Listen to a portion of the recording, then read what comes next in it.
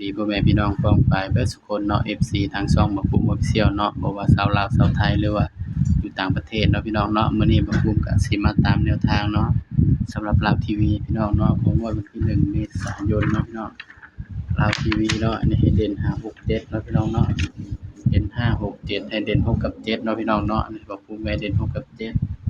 บัดผลมันออกเนาะพี่น้องผลมันออกเนาะข้างบน473ข้างล่าง70พี่น้องนี่เป็นได้พี่น้องก็เข้าที่70เนาะพี่น้องเนาะนี่70ตรงๆเลยเนาะตัวเจาะเลยเนาะพี่น้องเนาะเพราะว่าให้เด่น6กับ7เนาะพี่น้องเสียดายเนาะ73นี่ถือว่าปังเนาะพี่น้องเนาะนี่เข้าที่7พี่น้องนี่ถือว่าปังพี่น้อง70ตรงๆเลยเนาะพี่น้องเนาะสำหรับแนวทางลาวทีวีเนาะพี่น้อง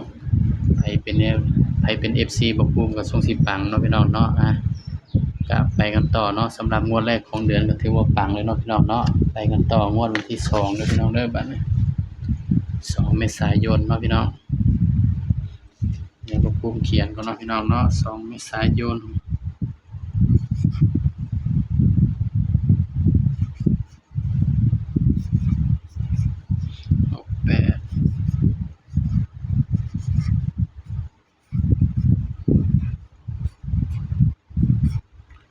สำหรับแนวทางเนาะนี่หวยลาวทีวีเนาะพี่น้อง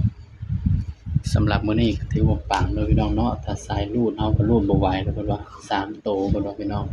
3โตบักบุ้มก็ให้แค่9คู่เนาะพี่น้องเนาะก็บ่ได้ให้หลายเนาะพี่น้องเนาะ9คู่มาเบิ่งน้ำเด่นนำกันบัดนี้เนาะวันที่2เมษายนเนาะพี่น้องเนาะสำหรับเด่น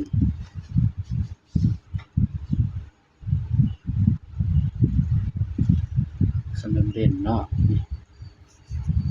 0 1 2ให้เด่น1กับ2เด้อพี่น้องเด้อ0คือตัวรองเนาะนี่0คือตัวรองเนาะเด่นสำหรับเด่น1กับ2เนาะพี่น้อง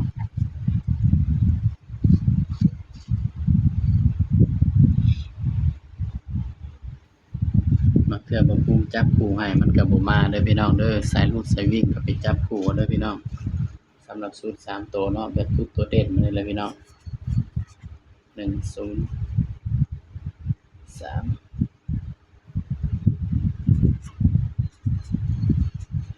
3 4 5นี่เนาะอย่าลืมไปตัดเลนเด้อพี่น้องเด้อนี่3 4 3 5เนาะ10 14ได้5 5 3 8 1ก็มาจับคู่นำกันพี่น้องบัดนี้จับตัวเด่นก่อนเนาะพี่น้องเนาะ0คือตัวรองเด้อพี่น้อง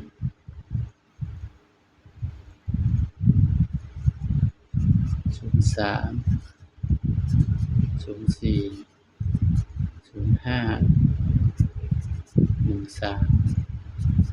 14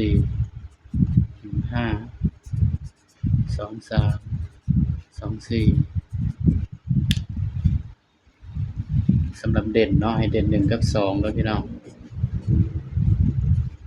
นี่เนาะสำหรับตัวเด่นเนาะให้เด่น1กับ2เด้อพี่น้องเด้อ